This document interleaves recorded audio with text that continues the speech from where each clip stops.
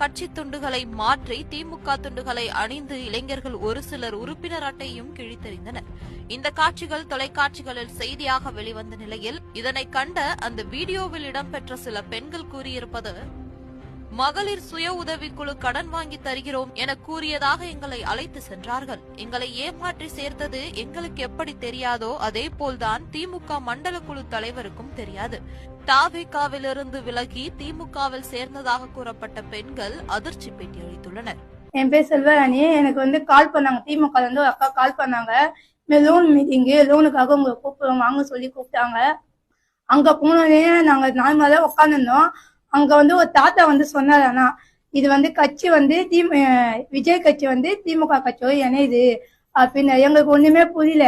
அப்பதான் பார்த்தா எனக்கு உறுப்பினர் கார்டே இல்ல. இனிமேதான் நான் போட போறேன். ஆனா உறுப்பினர் யாரோ ஒருத்தர் உறுப்பினர் கார்டை என்கிட்ட கொடுத்து அதை தீக்க வச்சு எங்களை உட்காச்சு நாங்க விஜய் கட்சி நம்ம கட்சியில இருந்து அந்த கட்சி திமுக கட்சி போற மாதிரி எங்களை ஏமாத்தி அந்த வேலை பண்ணிட்டாங்க சார்.